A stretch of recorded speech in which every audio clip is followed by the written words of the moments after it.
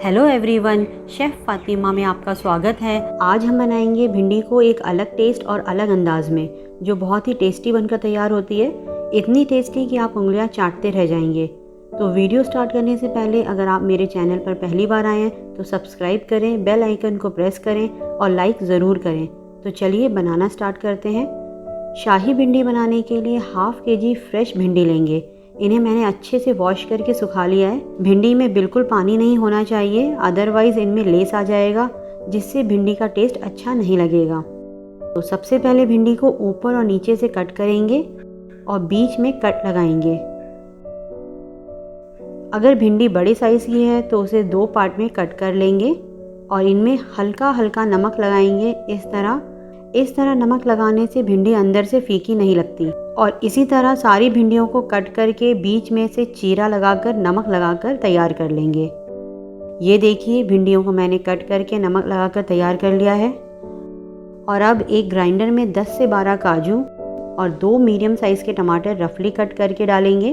टमाटर खट्टे नहीं होने चाहिए, नहीं तो सब्ज़ी खट्टी हो जाएगी। इनका फाइन स्मूथ पेस्ट बना लेंगे।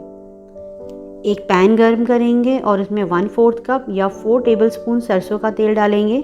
जब ऑयल गर्म हो जाए तो इसमें भिंडियाँ ऐड करेंगे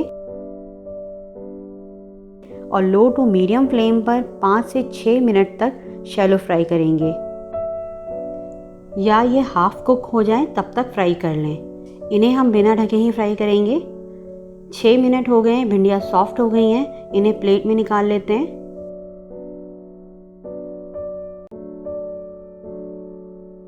और अब इसी पैन में 1/4 कप मस्टर्ड ऑयल डालेंगे। जब ऑयल गर्म हो जाए तो गैस की फ्लेम स्लो करेंगे और इसमें डालेंगे 1/8 टीस्पून हींग, हाफ टी स्पून अजवाइन, 1 टीस्पून ज़ीरा, half tea spoon fine chopped अदरक और 1 टेबलस्पून बेसन। इससे ग्रेवी अच्छी बनेगी, क्योंकि इसमें हम प्याज का यूज़ नहीं कर रहे हैं, तो बेसन इसमें अच्छी थिकनेस देगा। लो फ्लेम पर ही हम बेसन को 30 to 45 सेकेंड तक सौटे कर लेंगे, ताकि इसका कच्चापन निकल जाए। और अब इसमें काजू और टमाटर का पेस्ट ऐड करेंगे और जार में थोड़ा सा पानी डालकर सारा मसाला भी डाल देंगे। और अब डालेंगे हाफ टी स्पून हल्दी पाउडर, 1 टीस्पून कश्मीरी लाल मिर्च पाउडर, 2 टेबलस्पून फाइन चॉप्ड हरा धनिया। इन सब को डालकर 1 मिनट तक लो टू मीडियम फ्लेम पर भून लेंगे।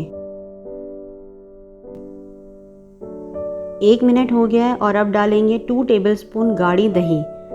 और अब मसाले को तब तक भून लेंगे जब तक मसाले अच्छे से भुन ना जाएं और ऑयल मसाले से अलग ना होने लगे।